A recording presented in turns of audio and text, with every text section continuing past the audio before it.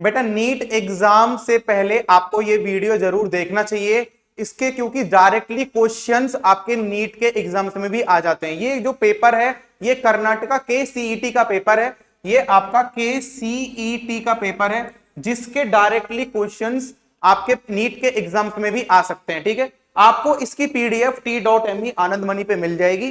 तो चलिए बेटा क्वेश्चंस को सॉल्व करते हैं। पहला क्वेश्चन है बेटा, find the incorrect statement among the following with respect to digestive system of frog.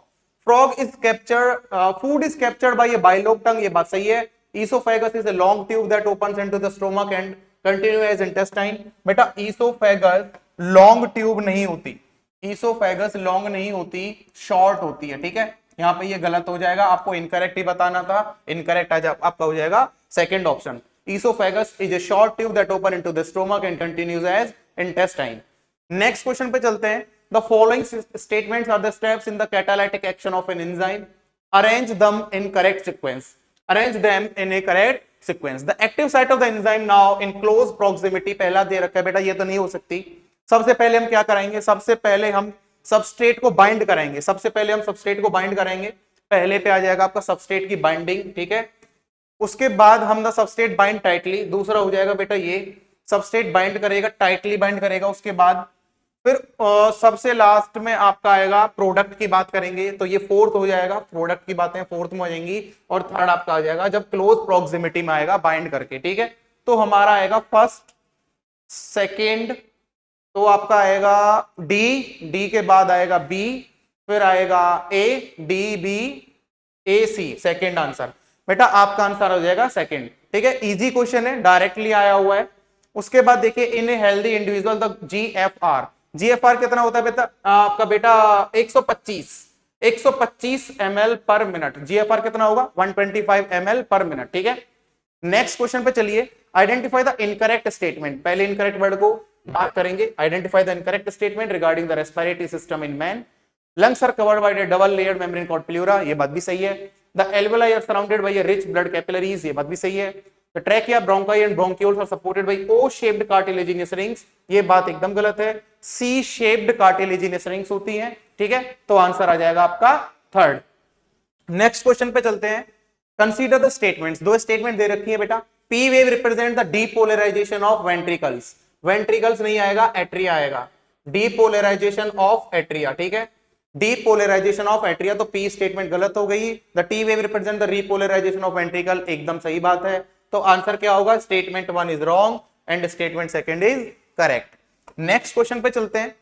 Aldosterone from the adrenal cortex stimulate the reabsorption of water and sodium. बेटा डायरेक्टली क्वेश्चन है, बहुत आसान क्वेश्चन है। डीसीटी से कराएगा absorption aldosterone, DCT के से आपका पानी और सोडियम आयंस का एब्जॉर्प्शन कराएगा। ठीक है, नेक्स्ट क्वेश्चन को देखिए। जॉइंट्स का क्वेश्चन है बेटा।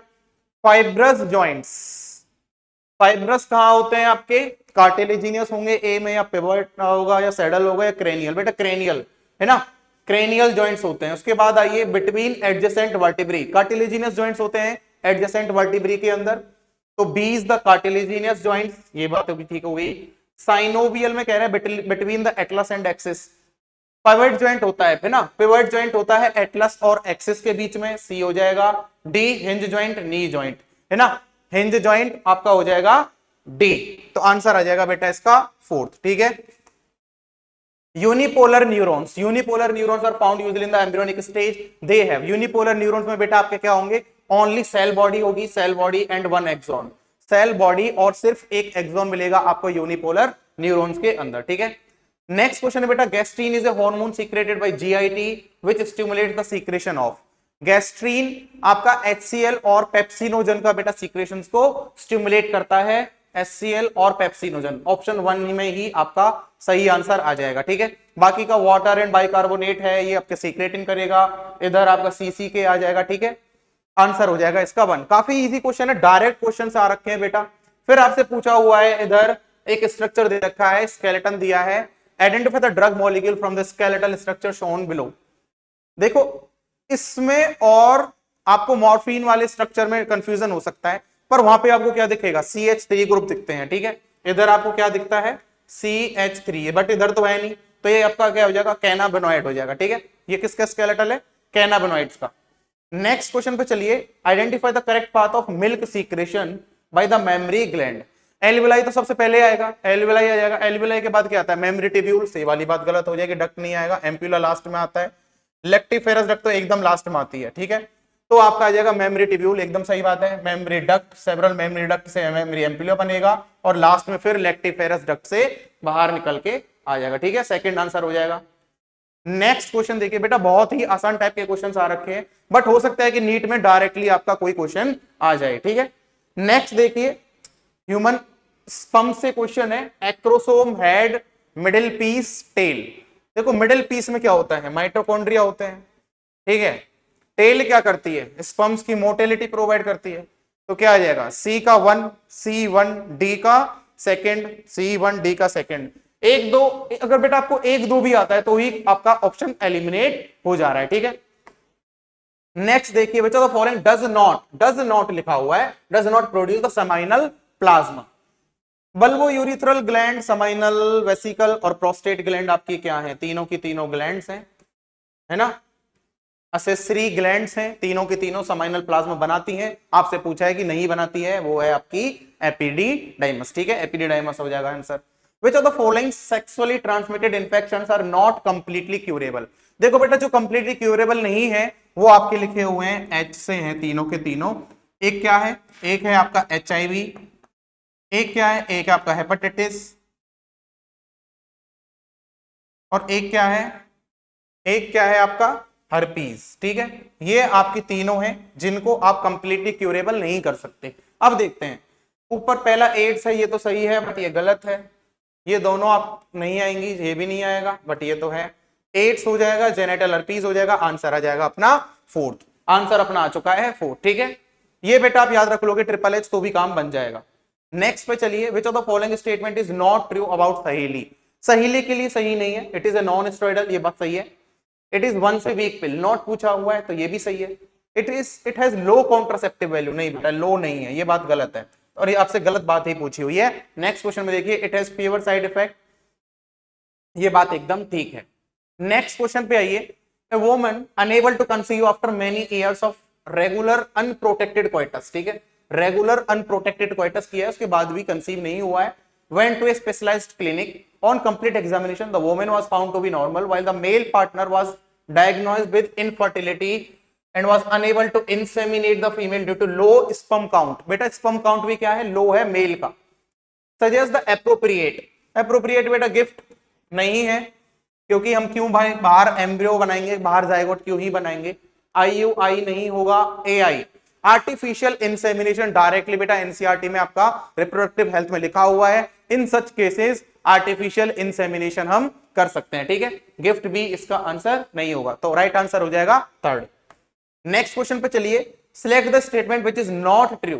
आपसे बेटा बहुत सारे क्वेश्चन यहाँ पे नॉट के बहुत पूछे हुए हैं। About the big bang theory, huge explosion हुआ था, explain the origin of universe, temperature came down expand होने से, hydrogen and helium gases form before, नहीं ये बात गलत है, यहां पे आएगा आपका आफ्टर द एक्सप्लोजन, ठीक है।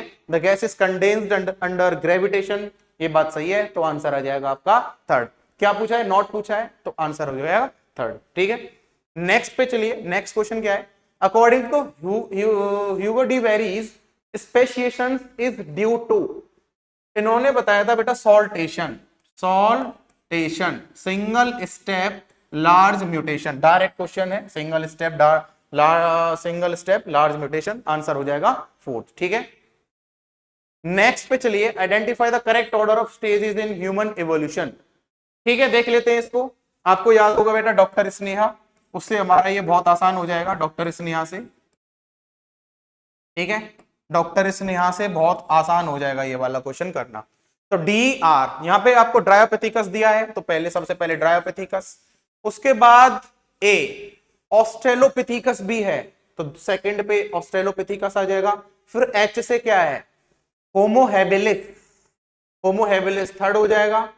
फिर E से है होमो इरेक्टस फोर्थ हो जाएगा, निएंडरथल फिफ्थ हो जाएगा, और होमो सैपियंस बेटा यहाँ पे पूछा नहीं है, तो हमारा आंसर यहीं पे आ जाएगा। तो फर्स्ट होगा ड्रायोपैथिकस E के बाद आएगा C, दो सेकंड आंसर है ना बेटा, बहुत आसान है एलिमिनेट करना। नेक्स्ट क्वेश्चन पे देखिए, the causative organism of pneumonia is, Wuchereria malayi बिल्कुल भी नहीं होगा, साल्मोनेला टाइफी टाइफाइड के लिए होता है, ट्राइकोफाइटोन आपका क्या है वहां पे दे रखा है रिंगवॉर्म में, और ये हीमोफिलस इन्फ्लुएंजे, यही राइट आंसर होगा, हीमोफिलस इन्फ्लुएंजे या स्ट्रेप्टोकोकस निमोनिया भी हो सकता है, ठीक है। नेक्स्ट पे चलते हैं, select the option that contains only secondary lymphoid organs, secondary lymphoid organs मतलब ना तो आपसे थाइमस की बात कर रहा है ना बोन मैरो की बात कर रहा है, तो देखिए इसमें मुझे थाइमस दिख रहा है, ये ऑप्शन नहीं होगा, इधर बोन मैरो दिख रहा है, ये भी नहीं आएगा, इधर थाइमस दिख रहा है, ये भी नहीं होगा, तो राइट आंसर क्या होगा सेकंड, सेकंड में सारे के सारे क्या है बेटा सेकेंडरी लिम्फोइड ऑर्गन्स है। नेक्स्ट क्वेश्चन है बेटा, identify the biological response modifiers modifier substance which activate the immune system and help in destroying the tumour, direct है बेटा अल्फा इंटरफेरोन्स इसमें आपके मदद करेंगे, ठीक है। नेक्स्ट क्वेश्चन पे आइए, technique to alter the chemistry of, जहां पे हम जीन्स के साथ मैनिपुलेशंस करते हैं, जीन्स के साथ छेड़खानी करते हैं, DNA RNA to introduce these into the host organisms, चाहे वेक्टर्स की हेल्प से कर रहे हो, ठीक है, इसको हम बेटा क्या बोलते हैं, इसको जेनेटिक इंजीनियरिंग बोलते हैं, बहुत ही आसान डेफिनेशन है। दो बेटा आपको यहाँ पे स्टेटमेंट दे रखी है, फिर से बायोटेक का क्वेश्चन है, restriction enzyme BAMH1 has its recognition site in TETR region, ठीक है, वो हमें पता भी है, TETR रीजन में इसका क्या है, TETR रीजन में इसका रिकॉग्निशन साइट है, जैसे कि आपको यहाँ पे पता होगा, ठीक है, TETR इधर है, TETR this is the region of TETR, यहाँ पे क्या है BAMH1 और SAL1, ठीक है। अगर बेटा आप यहां पे इंट्रोड्यूस करते हो कोई भी अपना foreign DNA, this is your foreign DNA, gene of I, gene of interest, ठीक है, restriction enzyme BAMH1 has its recognition site in TETR region, ये बात एकदम सही है। E. coli having PBR322 with the desired DNA if inserted at BAMH1 site can grow medium containing tetracycline, tetracycline में नहीं कर पाएगा क्योंकि अब वो टेट्रासाइक्लिन सेंसिटिव हो जाएगा, टेट्रासाइक्लिन क्या हो जाएगा, टेट्रासाइक्लिन सेंसिटिव हो चुका है, तो वहां पे ग्रो नहीं करेगा, ठीक है, ये आपकी स्टेटमेंट हो जाएगी गलत, तो राइट आंसर हो जाएगा statement 1 is true but statement second is false, ठीक है। नेक्स्ट क्वेश्चन पे चलते हैं, okay, visualization of DNA in the gel electrophoresis, precipitation of DNA, chilled ethanol, visualization ATBR से यूज कर सकते हैं, बैक्टीरिया की सेल वॉल लाइसोजाइम, फंगस की काइटिन की बनी होती है तो काइटिनेज, क्या हो जाएगा आंसर, ए का फोर्थ हो जाएगा, ए का फोर्थ, बी का थर्ड हो जाएगा बेटा, फर्स्ट आंसर आ जाएगा, ए का थर्ड, बी का फोर्थ, ठीक है, बहुत आसान क्वेश्चन है। नेक्स्ट पे चलते हैं, the human protein obtained from transgenic animals used to treat emphysema, emphysema के लिए क्या होता है, एंटीट्रिप्सिन, अल्फा 1 एंटीट्रिप्सिन, ठीक है, बहुत आसान डायरेक्ट क्वेश्चन है।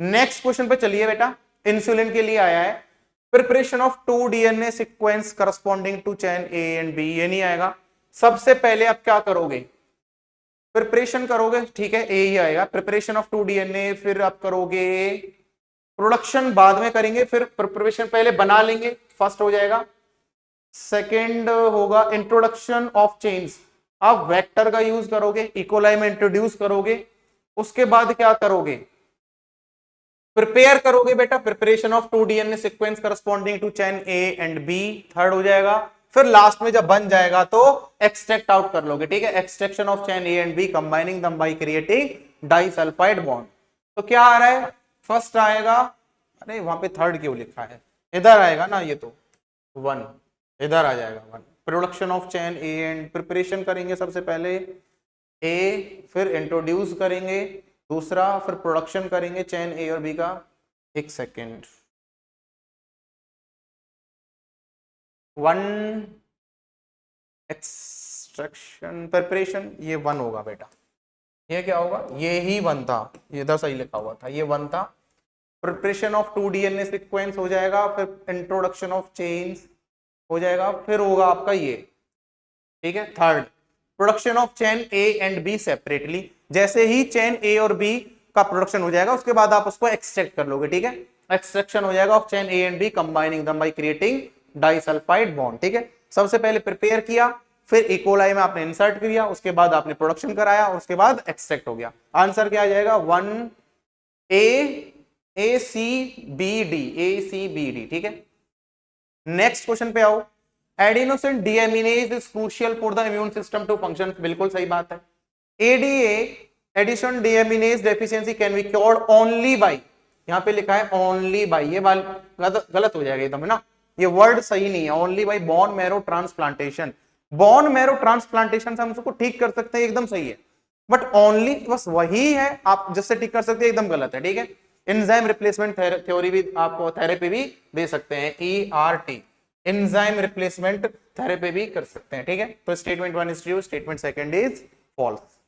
नेक्स्ट पे आइए, मैच द कॉलम में बेटा एनिमल किंगडम से क्वेश्चन है। लीच, लोकस्ट, लिवर फ्लूक और बेलेनोग्लोसस। बेलेनोग्लोसस एक हेमिकॉर्डेट है जिसके अंदर प्रोबोसिस ग्लैंड पाई जाती है, ठीक है। लोकस्ट एक ऑर्थ्रोपोडा है जहां पे मालफिजन टिब्यूल्स देखने के लिए मिलेंगे। क्या हुआ फिर, लिवर फ्लूक में फ्लेम सेल्स होंगी, लीच में नेफ्रीडिया होगा। तो ए का थर्ड हो जाएगा, ए का थर्ड, बी का फोर्थ, ए का थर्ड, बी का फोर्थ, तो राइट आंसर आ जाएगा आपका इसका थर्ड, ठीक है। राइट आंसर क्या हो जाएगा, थर्ड हो जाएगा बेटा।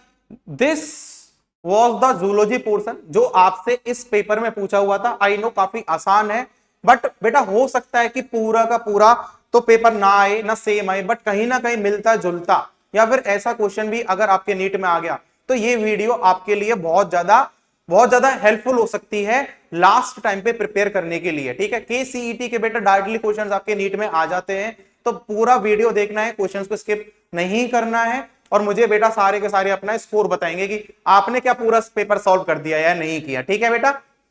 हेलो स्टूडेंट्स, तो कर्नाटका CET का पेपर हुआ है ये, और कभी संभावना होती है कि भाई KCET में जो क्वेश्चन पूछे गए हैं वो रिपीट हो सकते हैं, AIPMT नीट में रिपीट हो सकते हैं। तो कर्नाटका CET के पेपर को हम लोग बॉटनी का सेगमेंट है उसको हम लोग डिस्कस कर रहे हैं। आइए फटाफट से देखते हैं। Identify the flower with polyadelphous condition. Polyadelphous condition किस में होती है बच्चे, फटाफट से देखते हैं। आपको पता है पॉलीअडेल्फस कंडीशन सिट्रस में होती है।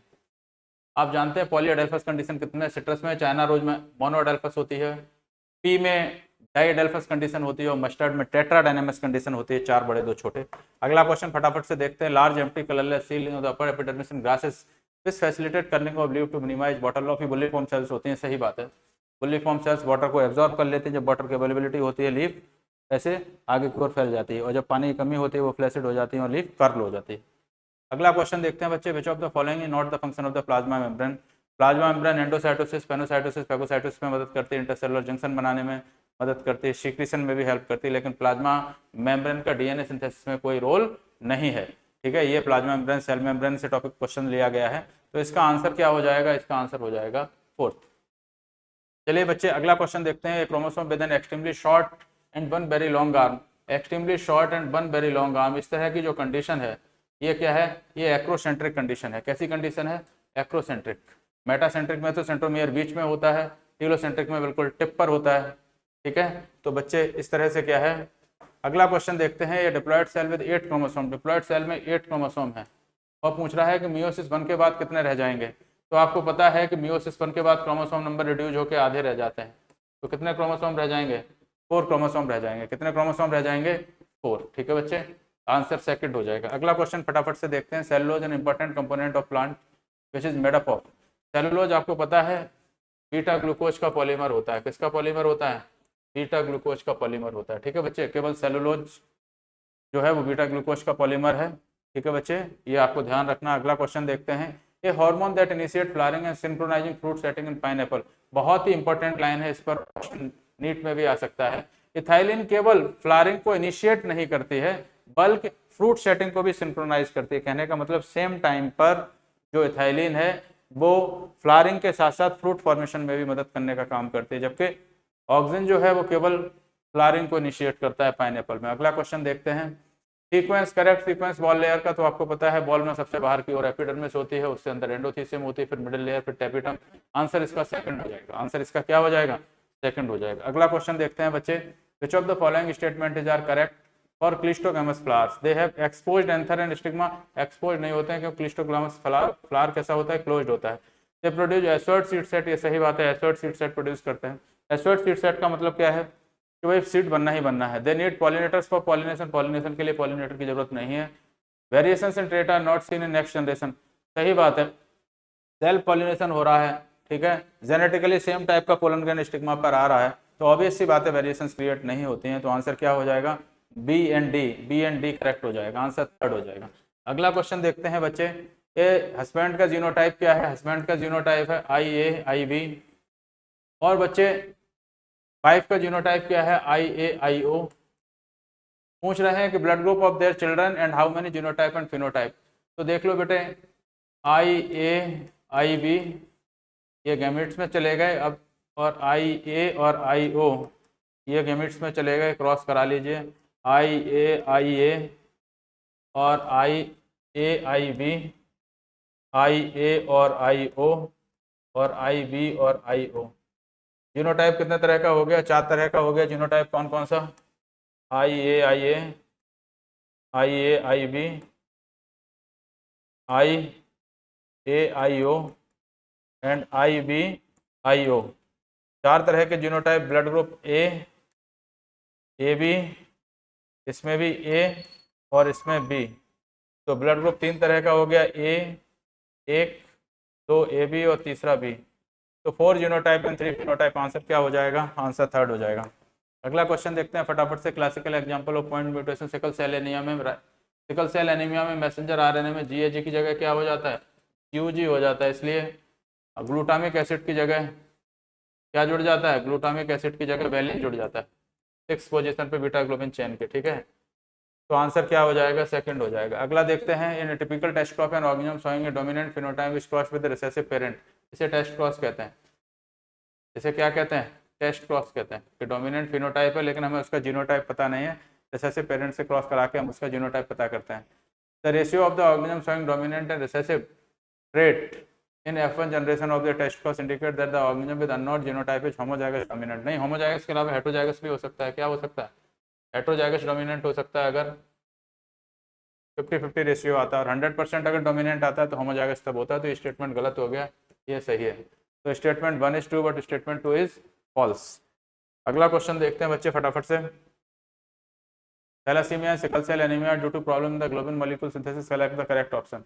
Sickle cell anaemia due to qualitative, quantitative लिखा जो कि सिकल सेल एनीमिया क्वालिटेटिव है, गलत हो गया, both are due to qualitative, नहीं, सिकल सेल एनीमिया क्वालिटेटिव है, थैलेसीमिया क्वांटिटेटिव प्रॉब्लम है, ये भी गलत हो गया, both are due to quantitative, नहीं, thalassaemia qualitative, sickle cell anaemia, thalassaemia quantitative, sickle cell anaemia qualitative, क्योंकि यहाँ पर पॉइंट म्यूटेशन की वजह से एक अमीनो एसिड चेंज हो गया बीटा ग्लोबिन चेन में, तो क्वालिटी चेंज हुई है, यहाँ पर अल्फा या बीटा ग्लोबिन चेन की क्वांटिटी कम बनती है, thalassaemia due to less synthesis of globin molecule, सही बात है, आपको पता है अल्फा ग्लोबिन या बीटा ग्लोबिन में किसी का सिंथेसिस कम होता है जिसका भी जीन अफेक्टेड है।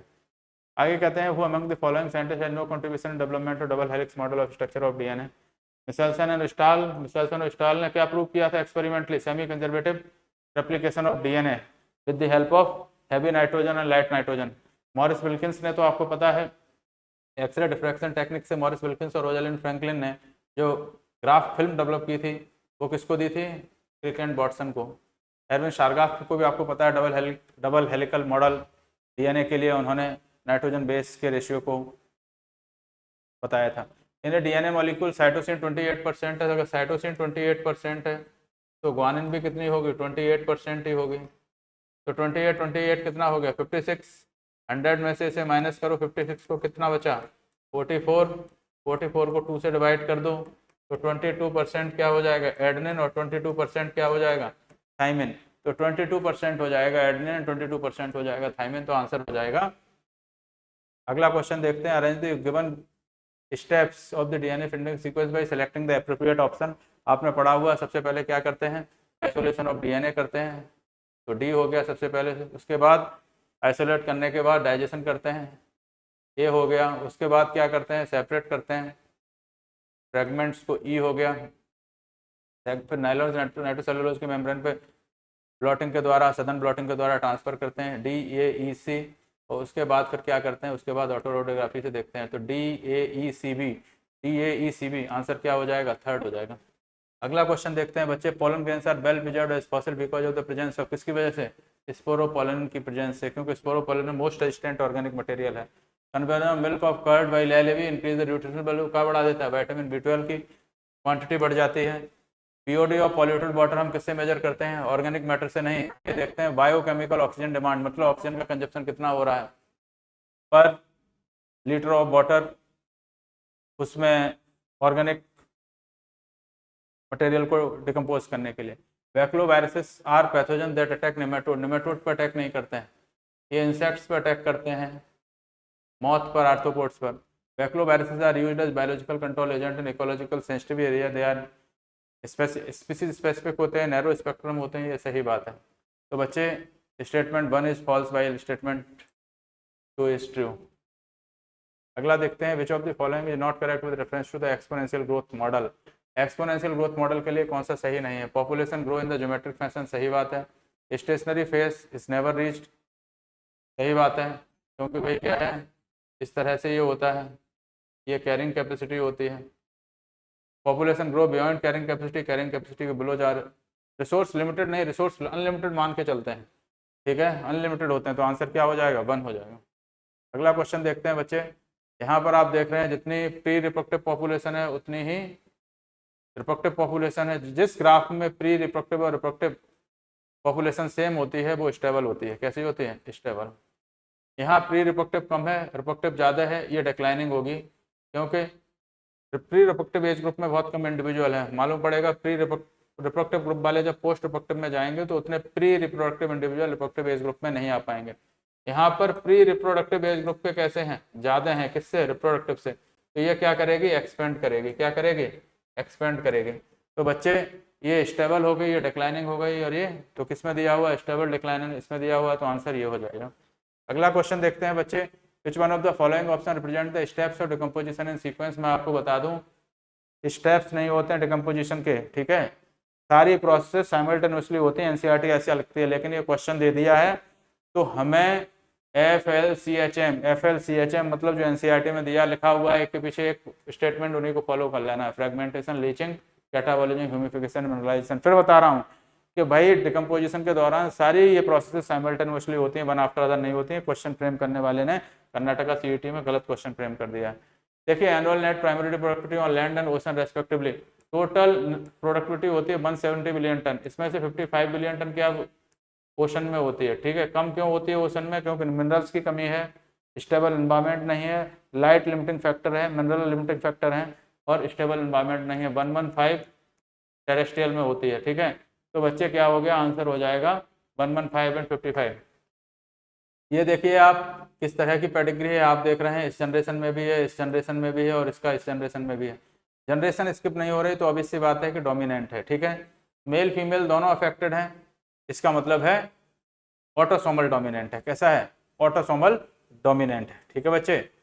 आगे देखते हैं, there is a less species biodiversity in the tropical latitude than the temperate one. गलत बात है, मोर होती है, मोर होती है। क्या है? ट्रॉपिकल रीजन में बायोडाइवर्सिटी टेम्परेट से ज़्यादा होती है। Tropical environment unlike temperate ones are less seasonal, relatively more constant and predictable. ये सही स्टेटमेंट है। इसीलिए बायोडाइवर्सिटी ट्रॉपिकल एनवायरनमेंट में लंबे समय में ज़्यादा देखने को मिली है, क्योंकि वहाँ स्पेसिएशन के लिए, एवोल्यूशन के लिए लंबा समय मिला है। तो आंसर इसका हो जाएगा 4, पहला फॉल्स एंड दूसरा ट्रू।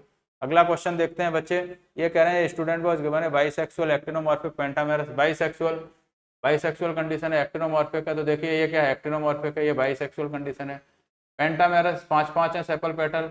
गैमोसेपेलस सेपल्स यूनाइटेड है, तो ब्रैकेट में बंद कर दिया।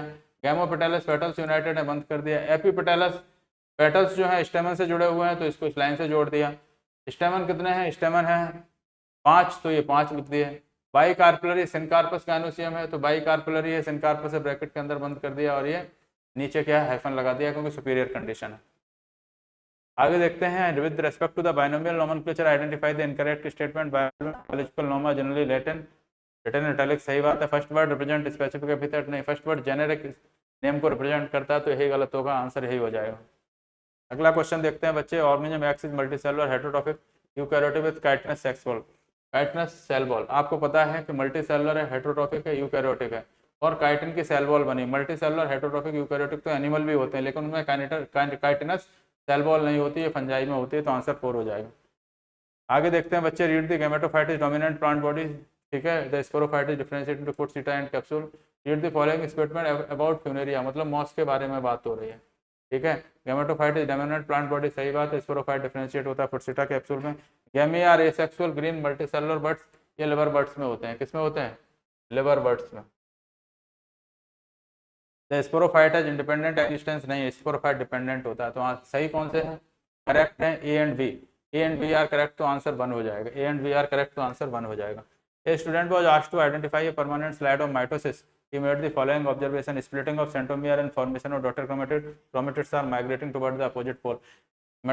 माइटोसिस की किस फेज में ये कंडीशन देखने को मिलती है? स्प्लिट होता है सेंट्रोमियर किसमें? एनाफेज में, तो आंसर 3rd हो। अगला क्वेश्चन देखते हैं बच्चे। ठीक है, इतने ही क्वेश्चन थे बच्चे लोग। तो इसका मतलब है कि ये जो KCET का पेपर है बहुत ही इजी सा पेपर था, ऐसा कोई बहुत खास टफ पेपर नहीं था। आप लोगों ने अच्छी तरीके से तैयारी की हुई है तो आसानी से आप क्वेश्चन कर सकते हैं। लेकिन फिर भी इन क्वेश्चंस को एक बार ध्यान से देख लीजिए, इससे रिलेटेड मिलते जुलते जो क्वेश्चंस हैं NCERT में जो इन्फॉर्मेशन उसको पढ़ लीजिए। आई होप कि आप सब बहुत अच्छा करने वाले हैं और आपके जीवन में बहुत अच्छा होने वाला। Thank you so much, God bless you all.